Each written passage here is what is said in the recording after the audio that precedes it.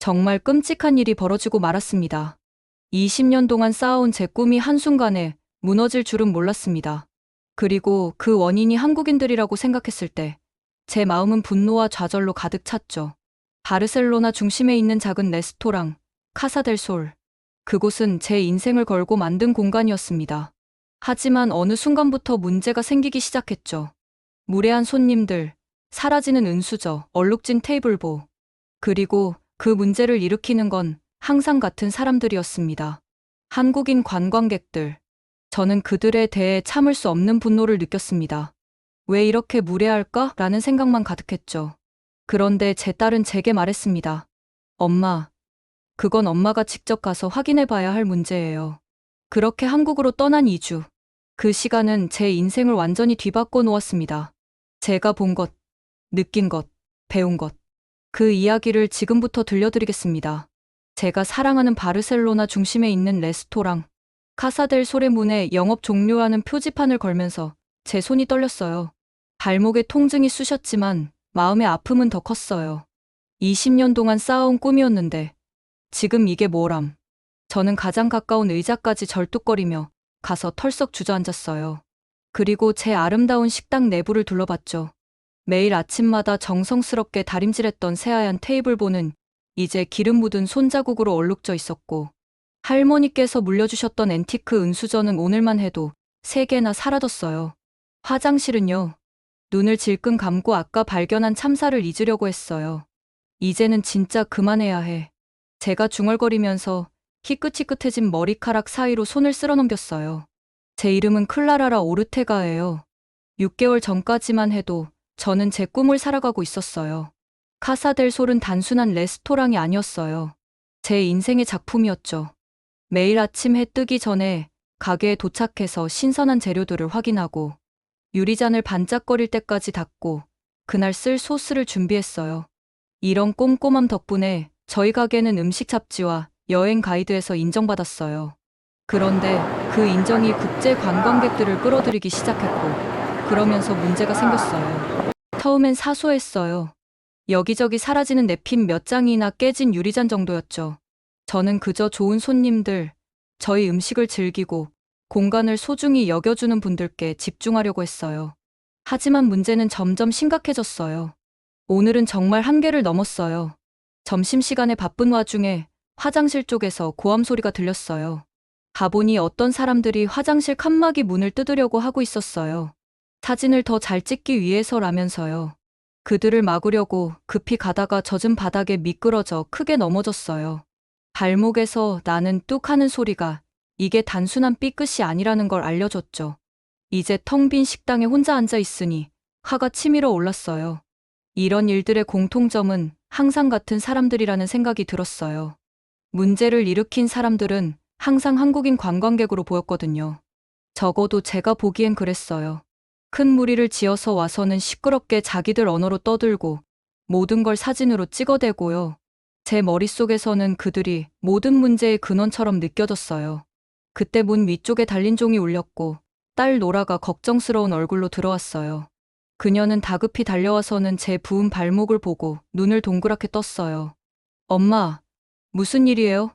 그녀가 제 옆에 무릎을 꿇고 조심스럽게 제 부상을 살폈어요. 저는 화장실에서 있었던 일부터 사라진 은수저, 얼룩진 테이블보까지 전부 털어놓았어요. 말이 많아질수록 목소리는 커졌고 손짓도 점점 커졌어요. 항상 똑같아, 노라. 한국 관광객들은 정말 예의도 없고.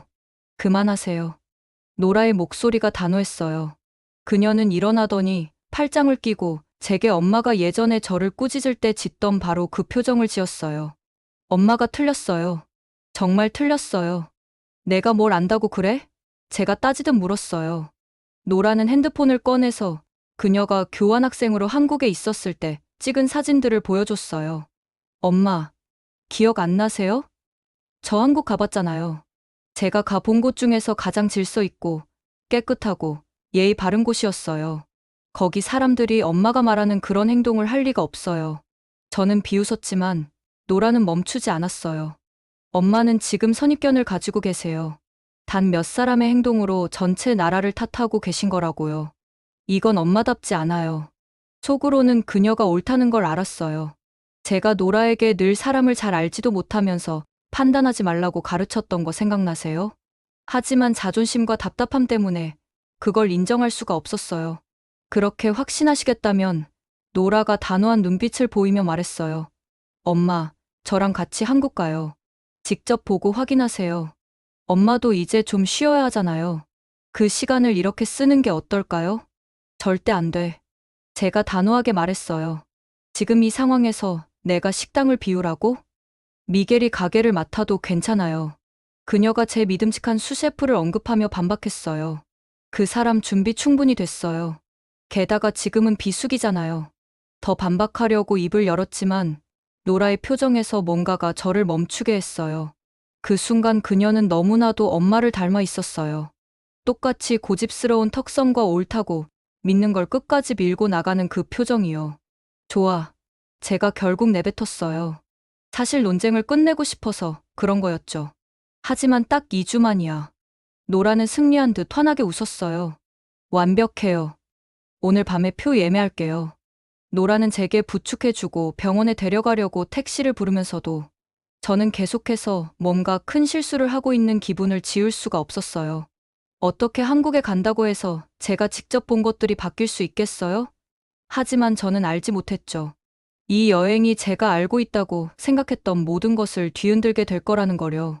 비행기가 인천국제공항에 착륙할 때 저도 모르게 손으로 좌석 팔걸이를 꽉 잡았어요. 사실 여기에 오고 싶지 않았거든요. 딸 노라가 거의 억지로 저를 비행기에 태웠어요. 직접 한국을 한 번 봐야 한다면서요. 식당에서 겪었던 문제들 때문에 저는 솔직히 최악의 상황을 예상하고 있었어요. 비행기 문이 열리고 터미널 안으로 발을 디뎠어요. 그런데 순간 걸음을 멈췄어요. 이게 맞나 싶더라고요. 공항이 마치 미래에서 온 것처럼 보였어요. 바닥이 얼마나 깨끗한지 위에 있는 불빛이 거울처럼 그대로 비치더라고요. 공기가 맑고 청결한 느낌이었고 대부분의 공항처럼 답답하거나 탁한 냄새가 전혀 없었어요. 그때 작은 로봇 하나가 조용히 바닥을 청소하면서 지나가는 게 눈에 들어왔어요. 커다란 동그란 디스크에 불빛이 깜빡이는 모습이었어요. 엄마, 이리 와요. 노라가 제 팔을 잡아당기며 말했어요. 가방 찾아야죠. 노라를 따라가긴 했지만 시선을 여기저기 돌리는 걸 멈출 수가 없었어요. 몇 미터마다 새로운 놀라움이 기다리고 있더라고요. 화장실에는 마지막으로 청소한 시간이 표시돼 있었는데 겨우 몇 분 전이더라고요. 안에 들어가 보니 각 칸마다 센서로 작동하는 문과 자동으로 청소되는 시스템이 있었어요. 세면대도 손을 대기만 하면 물이 자동으로 나왔고요. 모든 게 완벽하게 작동했어요. 여기가 정말 한국 맞아요? 제가 노라에게 물었어요. 노라는 그냥 웃으면서 계속 걸어갔어요. 공항에서만 놀란 게 아니었어요. 택시 기사님은 깔끔한 검은색 정장에 하얀 장갑을 끼고 계셨어요. 차 문을 열기 전에 고개를 숙여 인사까지 하시더라고요. 택시 안도 먼지 한 톨 없이 깨끗했어요. 서울로 들어가는 길에 저는 어린아이처럼 창문에 얼굴을 붙이고 밖을 내다봤어요. 거리도 넓고 깔끔했어요. 버스 정류장에 선 사람들이 질서 있게 줄을 서 있었고 아무도 밀치거나 서두르지 않더라고요. 할머니 한 분이 횡단보도를 건너려 하시자 젊은 사람들이 바로 나서서 도와드렸어요.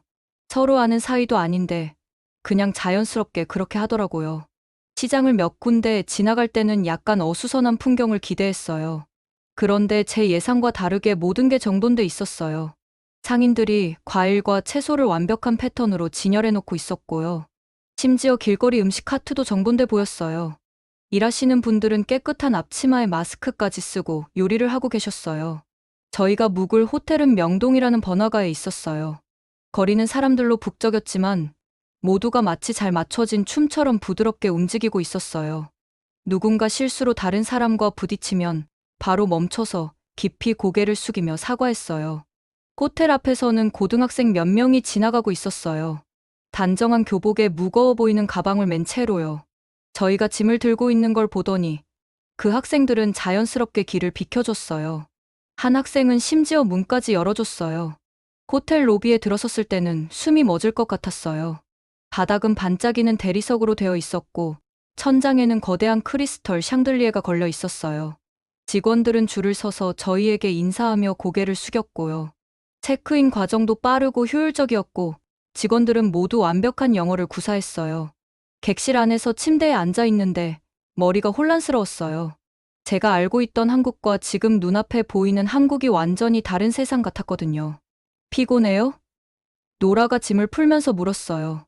아니, 제가 대답했어요. 그냥 놀랐을 뿐이야. 노라는 웃었어요. 엄마, 지금 본 건 겉모습뿐이에요. 내일이 더 놀라울 거예요.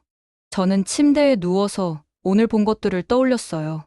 깨끗함, 예의 바름, 질서 정연함. 너무 좋게만 보이는 게 어딘가 믿기지 않았어요. 하지만 눈앞에 보이는 걸 부정할 수도 없었죠. 한국에 도착한 이후 처음으로 약간의 호기심이 생기더라고요. 어쩌면, 정말 어쩌면 제가 한국에 대해 잘못 알고 있었을 수도 있겠다는 생각이 들었어요. 창문 너머로 저녁이 되어가면서 도시의 불빛들이 하나둘 켜지기 시작했어요. 서울은 반짝이는 불빛과 높은 건물들로 끝없이 펼쳐져 있었어요. 그 거리 어딘가에 더 많은 놀라움이 기다리고 있을 것 같았어요. 저도 모르게 그걸 기대하고 있는 제 자신을 발견했어요. 내일은 뭐 할 거야? 제가 노라에게 물었어요. 노라가 웃으며 말했어요. 지하철 타러 갈 거예요. 그때는 몰랐지만 다음 날은 제가 한국에 대해 알고 있다고 생각했던 모든 것을 바꿔놓는 날이 될 거였어요. 하지만 그 이야기는 나중에 들려드릴게요. 엄마, 도시를 구경하러 지하철 타고 가요. 노라가 제 손을 잡아 끌며 지하철역 입구로 향했어요. 사실 저는 대중교통을 별로 좋아하지 않았는데 반짝이는 표지판이랑 깔끔한 계단이 눈에 확 들어오더라고요. 역으로 내려가면서 시원한 공기가 제 얼굴을 스쳤어요. 벽도 더럽거나 낙서로 뒤덮여 있는 게 아니라 아름다운 예술 작품과 한글이랑 영어로 된 깔끔한 표지판이 붙어 있었어요. 배경으로 은은하게 흐르는 음악 덕분에 사람들이 많아도 차분한 분위기였어요. 이 티켓 기계 좀 봐요. 제가 놀라서 노라에게 말했어요. 정말 사용하기 쉽게 되어 있더라고요. 화면에는 여러 언어로 설명이 나와 있었고 우리가 약간 어리둥절한 표정을 짓고 있으니까 역무원이 바로 다가와서 어떻게 표를 사는지 친절하게 알려줬어요. 승강장으로 내려갔을 때는 더 놀랐어요. 노란색 안전선이 바닥에 또렷이 표시되어 있었고 모두가 줄을 잘 맞춰서 기다리고 있더라고요. 밀치거나 서두르는 사람도 없었어요. 디지털 화면에는 다음 열차가 몇 초 뒤에 도착할지 정확하게 보여줬고요. 심지어 선로 옆에는 유리벽이랑 자동문이 설치되어 있어서 누구도 실수로 떨어질 일이 없었어요. 진짜 체계적이네요. 제가 중얼거리면서 나이 드신 분들이 전용 엘리베이터를 이용하고 다른 사람들은 에스컬레이터를 타는 모습을 봤어요. 아무도 서두르거나 밀치지 않더라고요. 열차가 도착했을 때도 먼저 사람들이 내리도록 기다리는 모습은 집에서 거의 본 적 없는 광경이었어요. 그런데 그때 일이 벌어졌어요. 사람들이 꽉 찬 열차에 우리가 올라타려는 순간 제가 식당에서 다쳤던 발목이 또 문제를 일으킨 거예요. 발목이 꺾이면서 중심을 잃고 앞으로 넘어졌고 바닥에 세게 부딪혔어요. 순간적으로 다리에 통증이 퍼지면서 움직일 수가 없었어요. 그리고 그 다음 상황은 제가 한국 사람들에 대해 알던 모든 것을 바꿔놨죠. 노라가 저한테 다가오기도 전에 승객들이 바로 나서기 시작했어요. 정장을 입은 젊은 남자가 바로 자리를 내주고 한 고등학생은 저를 일으켜 세워줬어요. 할머니 한 분은 가방에서 쿨링 패치를 꺼내 제 발목에 주셨고 또 다른 승객은 비상 버튼을 눌러 역무원에게 바로 알렸어요. 괜찮으세요? 사람들이 한국어와 영어로 물어보며 걱정 가득한 얼굴로 저를 쳐다봤어요. 몇 분도 안 돼 열차가 다음 역에 멈췄고 역무원 2명이 휠체어를 가지고 와서 제 발목이 더 다치지 않게 조심히 저를 태웠어요. 그들이 데려간 지하철 내 진료소는 제가 본 많은 병원들보다 더 현대적으로 보였어요. 의사는 영어를 하며 제 발목을 꼼꼼히 살폈고 제가 본 적 없는 첨단 장비까지 사용했어요. 치료를 받는 동안 노라는 밖에서 기다리며 저를 도와줬던 승객들과 대화를 나눴는데 그분들은 끝까지 제가 괜찮은지 확인하려 했어요. 발목이 살짝 멍들었을 뿐이에요. 의사가 부드러운 미소를 지으며 말했어요. 하지만 며칠 동안 조심하셔야 합니다. 그는 진통제랑 특수밴드를 건네주면서 돈을 받지 않았어요. 이건 공공 서비스예요. 저희는 모든 방문객들이 안전하고 잘 돌봄받길 바랍니다. 1시간 뒤 역으로 돌아왔을 때 제 지갑이 없어진 걸 깨달았어요. 넘어질 때 떨어졌나 봐요. 그 안에는 모든 카드랑 현금이 있었거든요. 가슴이 철렁 내려앉았어요. 그런데 신고를 하기도 전에 영무원 한 분이 지갑을 들고 뛰어오셨어요. 누군가 바로 발견해서 신고해줬습니다. 그는 약간 고개를 숙이며 제게 지갑을 건네줬어요. 떨리는 손으로 지갑을 열어봤는데 모든 유로화와 카드, 서류가 그대로 있었어요. 호텔로 돌아가는 길에 오늘 있었던 일을 계속 곱씹게 됐어요. 지하철 시스템은 단지 깨끗한 역이나 현대적인 기술에 관한 게 아니더라고요. 진짜 중요한 건 사람들이었어요. 낯선 이들을 돕는 친절함, 솔직한 마음, 그리고 남을 배려하는 태도였어요. 이런 경험은 처음이에요. 제가 노라에게 약간 떨리는 목소리로 말했어요. 모두가 힘을 합쳐서 낯선 저를 도와줬어요. 노라는 제 손을 꼭 잡으며 말했어요. 이게 진짜 한국이에요, 엄마. 제가 보여주고 싶었던 게 바로 이거예요. 그날 밤, 호텔 침대에 발목에 밴드를 감고 베개 위로 올려놓은 채 누워 있었어요. 그리고 그동안 제 식당에서 한국인 관광객들을 탓했던 순간들을 떠올렸어요. 제가 얼마나 잘못된 생각을 했는지 깨달았죠. 오늘 만난 사람들은 한국 문화가 정말로 소중히 여기는 가치가 무엇인지 보여줬어요. 남을 돌보는 마음, 정직함, 그리고 모든 사람을 존중하는 태도요. 의사가 준 약은 통증을 가라앉혔지만 더 중요한 치유가 이루어지고 있었어요. 제 마음이 열리기 시작했고 생각도 변하고 있었거든요. 저는 그날 저녁 호텔 침대 가장자리에 앉아서 깨끗한 하얀 붕대로 감싼 발목을 멍하니 바라보고 있었어요. 하루 동안 있었던 일들이 마치 멈출 수 없는 영화처럼 제 머릿속을 계속 맴돌았죠. 몸은 하루 종일 걷느라 지쳤는데 이상하게도 머리는 더 맑아졌어요. 어떻게 이렇게 배려심 깊은 사람들이 내 레스토랑을 망가뜨렸던 사람들이랑 같은 사람이란 거지? 제가 방 안의 고요함을 깨고 스스로에게 물었어요. 지하철에서 있었던 일은 제 몸만 흔든 게 아니라 제 믿음도 흔들어 놓은 것 같았어요. 노라는 핸드폰에서 눈을 떼고 저를 바라봤어요. 그녀의 눈빛엔 뭔가를 이해한 듯한 빛이 있었어요. 엄마, 그 사람들이 진짜 한국 사람들이 아니었을 수도 있잖아. 여기 사람들이 낯선 사람들을 대하는 걸 직접 봤잖아. 그거만 봐도 뭔가 느끼는 거 없어요? 저는 천천히 고개를 끄덕였어요. 지하철에서 사람들이 아무 망설임 없이 저를 도와줬던 기억이 떠올랐거든요. 아무도 제 추락을 찍으려고 핸드폰을 꺼내지도 않았고, 아무도 비웃거나 그냥 지나치지도 않았어요. 그저 도와줬을 뿐이었죠. 하지만 제 진짜 깨달음은 다음날 경복궁에서 찾아왔어요. 아침 햇살이 고즈넉한 나무 건물들을 부드러운 금빛으로 물들이고 있었고, 주변 정원에서 소량이 은은히 풍겼어요. 관광객 무리들이 마치 다채로운 흐름처럼 마당을 지나갔고, 가이드들의 목소리가 부드러운 아침바람에 섞여 들렸어요. 노라랑 저는 경복궁에서 특별한 문화 체험 프로그램에 참여했어요. 현지 가족들과 함께하는 전통 다도 체험이었죠.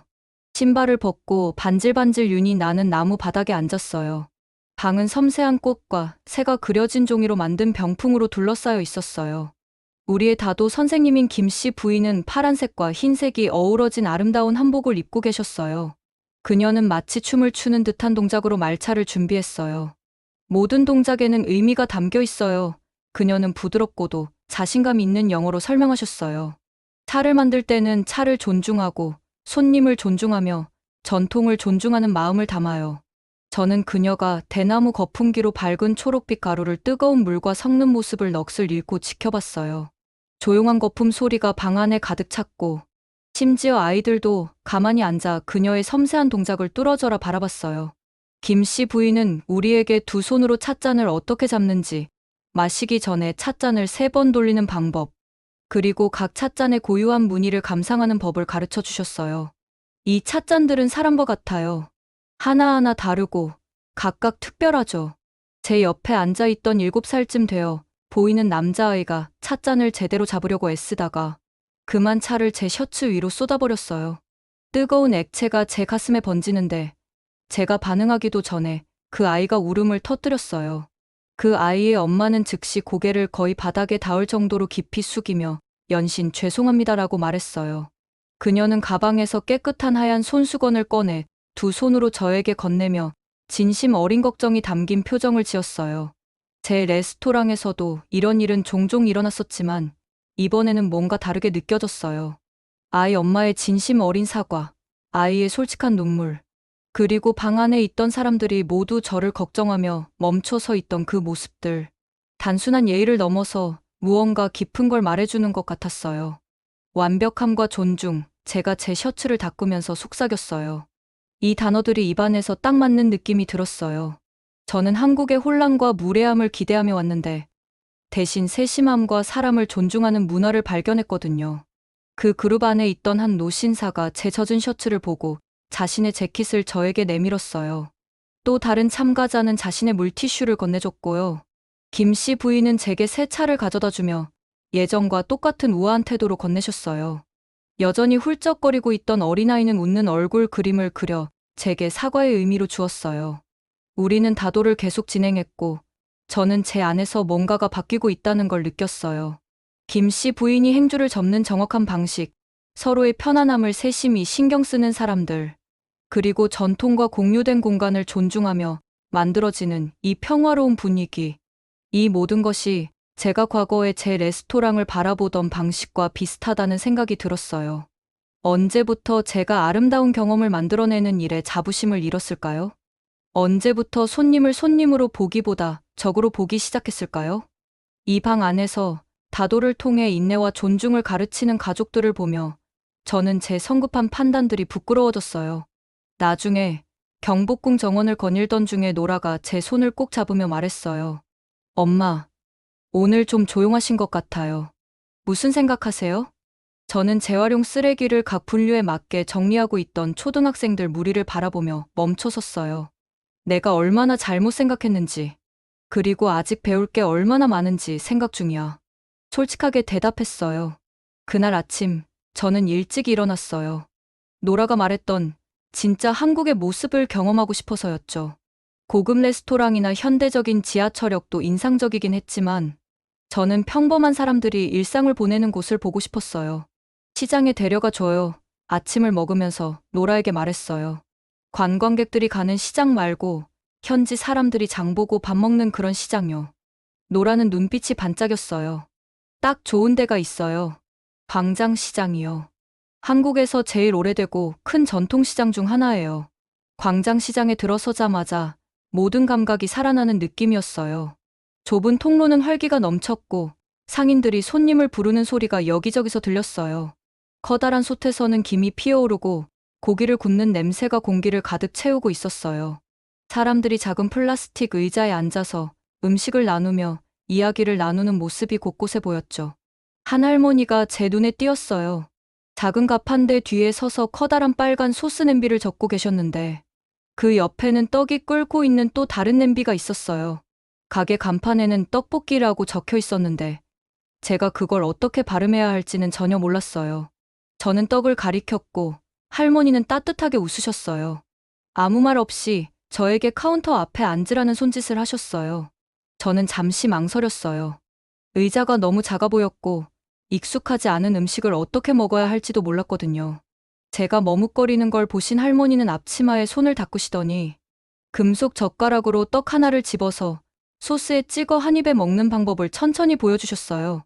제가 젓가락질을 서툴게 하다가 첫 번째 떡을 떨어뜨렸을 때도 웃지 않으시고 다시 한번 차근차근 알려주셨어요.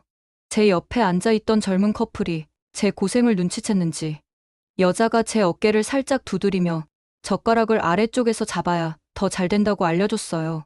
남자는 저한테 물 한 잔을 건네면서 소스가 초보자에게는 매울 수 있다고 서툰 영어로 설명해줬어요. 드디어 떡볶이를 한 입 먹었을 때 매운맛이 파도처럼 몰려왔어요. 눈물이 찔끔 났지만 웃음이 나더라고요. 쫄깃하면서도 부드러운 식감은 전에 한 번도 맛본 적이 없는 그런 느낌이었어요. 할머니는 손뼉을 치며 기뻐하셨고 근처에 있던 다른 손님들도 엄지손가락을 치켜세우며 격려해줬어요. 그 후 1시간 동안 노라와 저는 시장 깊숙이 걸어 다녔어요. 수제 국수부터 전통 의상인 한복까지 모든 걸 파는 가판대들이 있었죠. 어느 가게를 가든 하나의 공통점이 보였어요. 상인들이 자기 일을 얼마나 자랑스럽게 여기고 제품과 손님을 얼마나 정성스럽게 대하는지요. 한천 가게가 제 눈길을 끌었어요. 주인은 자그마한 단상 위에 앉아서 아름다운 비단 두루마리들로 둘러싸여 있었어요. 제가 진한 파란색 천을 감탄하며 바라보는 걸 보시더니 저를 손짓해 불러주셨어요. 손짓과 노라의 간단한 통역을 통해 그 천이 어떻게 만들어졌고 주로 어디에 쓰이는지 설명해 주셨어요. 물건을 사라고 강요하지 않으시고 단순히 자신의 지식을 나누고 싶어 하시는 것 같았어요.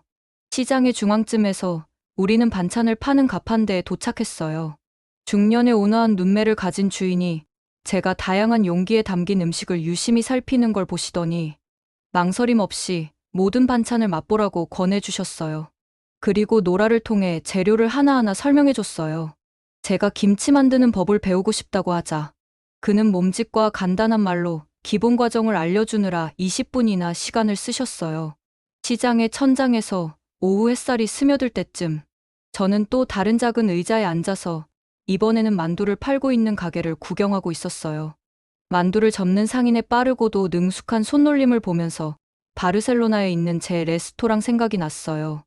몇 번의 나쁜 경험으로 인해 제가 한 문화를 전체적으로 부정적으로 바라봤던 게 부끄러웠어요. 그런데 지금 이 시장에서 상인들과 손님들의 따뜻함과 관대함에 둘러싸여 있으니 제가 얼마나 좁은 시야를 가졌었는지 깨달았어요. 뭐가 제일 놀라운지 알리? 제가 노라에게 물었어요. 그녀는 옆에서 국수를 후루룩 먹고 있었죠. 단지 사람들이 친절하다는 거나 음식이 맛있다는 것만이 아니야. 사람들이 아주 사소한 일조차 얼마나 자부심과 정성으로 해내는지가 놀라워. 노라는 고개를 끄덕였어요. 제가 마침내 그녀가 보여주고 싶었던 걸 이해했다는 걸 아는 눈치였죠. 시장에서의 모든 만남은 저에게 무언가를 가르쳐줬어요. 한국 문화에 대해, 환대에 대해, 그리고 제 자신의 편견에 대해 말이에요. 시장을 떠날 준비를 하는데 아까 떡볶이를 팔던 할머니가 저희를 다시 부르셨어요. 그러더니 작은 포장된 떡과 소스를 제 손에 쥐어주셨어요.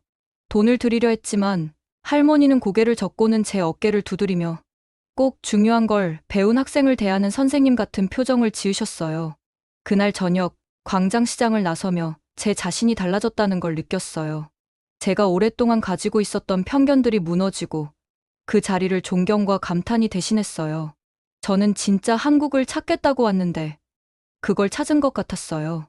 단순히 음식과 전통 속에서만이 아니라 그 나라 사람들의 마음속에서요. 바르셀로나로 돌아왔을 때 모든 게 전과는 다르게 보였어요. 제 레스토랑인 카사 델 솔은 여전히 그 자리에 있었지만 제가 느끼는 건 완전히 달랐어요. 아침 햇살이 언제나처럼 창문을 비췄는데 이번에는 한국 사찰의 한지 벽을 통해 들어오던 부드러운 빛이 떠오르더라고요. 돌아온 첫날 문을 열기 전에 직원들을 다이닝룸에 모았어요. 우리 레스토랑이 변할 겁니다. 제가 말했어요. 한국에서 중요한 걸 배웠고 그걸 여러분과 나누고 싶어요. 제가 휴대폰을 꺼내서 사진들을 보여줬어요. 깨끗한 지하철역, 잘 정돈된 시장, 서로 돕는 미소 짓는 사람들. 직원들이 사진을 자세히 보려고 다가오더라고요. 이게 진짜 한국이에요. 제가 설명했어요. 그리고 우리도 여기서 그 정신을 가져올 거예요. 우리는 작은 변화부터 시작했어요. 공간을 존중해달라는 규칙이 잘 보이도록 새로운 표지판을 설치했어요. 또 한국 사람들이 집에 들어갈 때 신발을 벗는 문화에서 영감을 받아 문 옆에 세련된 신발장을 뒀어요. 그리고 우리 호스트들이 손님을 맞이할 때 살짝 고개를 숙여 인사하기 시작했어요. 한국 문화를 따라하려는 게 아니라 제가 거기서 느낀 존중의 수준을 보여주고 싶었거든요. 가장 큰 변화는 주방에서 시작됐어요. 서울의 시장에서 맛봤던 음식들이 자꾸 생각났거든요. 어느 날 아침 채소를 썰다가 문득 아이디어가 떠올랐어요. 한국 맛과 스페인 맛을 결합하면 어떨까? 제가 혼잣말로 중얼거렸더니 수셰프인 마리아가 흥미로워하더라고요. 그래서 바로 실험을 시작했죠. 우리의 첫 번째 작품은 김치 빠에야였어요. 스페인의 대표적인 쌀 요리에 한국에 발효된 배추를 더한 요리였죠. 솔직히 그걸 내놓을 때 엄청 긴장했어요. 하지만 첫 번째 손님이 그걸 먹고 활짝 웃는 걸 보자 우리가 뭔가 특별한 걸 만들어냈다는 걸 직감했어요. 소문은 금방 퍼졌고 음식 평론가들이 우리의 퓨전 혁명에 대해 글을 쓰기 시작했어요. 하지만 제가 가장 뿌듯했던 건 리뷰가 아니었어요. 우리 손님들이 달라진 모습을 보는 게 더 좋았어요. 그들은 우리 식기를 더 조심히 다루고 직원들에게 더 존중을 보이며 식사 경험 자체를 더 감사히 여겼어요. 어느 날 저녁, 한 한국 가족이 카사 델 솔에 찾아왔어요. 제가 긴장하면서 그들이 김치 빠에야를 맛보는 걸 지켜봤어요. 식사를 마친 후 가족의 할머니께서 저를 부르셨어요. 이건 정확히 한국 음식 같지는 않네요. 그분이 말씀하시는데 제 심장이 덜컥 내려앉았어요. 하지만 그 다음에 미소를 지으시며 덧붙이셨어요. 그런데 이건 더 좋네요. 당신만의 방식으로 우리 문화를 존중하려는 모습이 보여요. 그 대화가 제 마음에 오래 남았어요. 제가 한국에서 배운 건 단순히 한국에 대해 배우는 게 아니었어요. 더 나은 사람, 더 나은 셰프가 되는 법을 배우는 과정이었죠.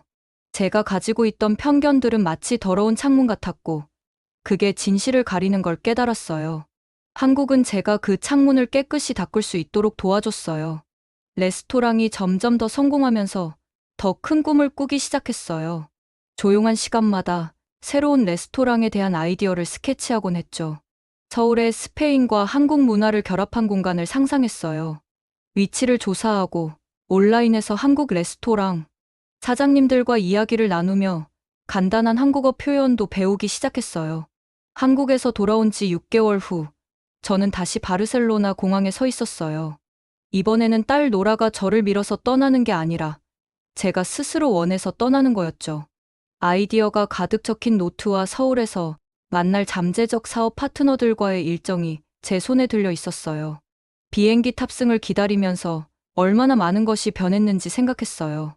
전에는 모든 문제를 한 나라에 탓하던 화난 셰프였던 제가 이제는 제 선입견을 넘어 사람들을 있는 그대로 보려는 사람이 되었어요. 탑승 안내가 나오자 기내 가방을 들었어요.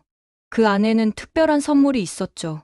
지하철에서 넘어졌을 때 저를 도와줬던 직원들에게 전할 손편지였어요. 그걸 직접 전달할 생각이었거든요. 게이트를 향해 걸으면서 다가올 여정을 떠올리며 미소 지었어요. 첫 번째 한국 여행은 저에게 세상을 맑게 보는 법을 가르쳐 줬어요. 이번 여행은 두 문화를 잇는 새로운 다리를 만드는 여정이 될 거예요. 준비됐든 아니든 서울, 제가 스스로에게 속삭였어요. 내가 다시 간다.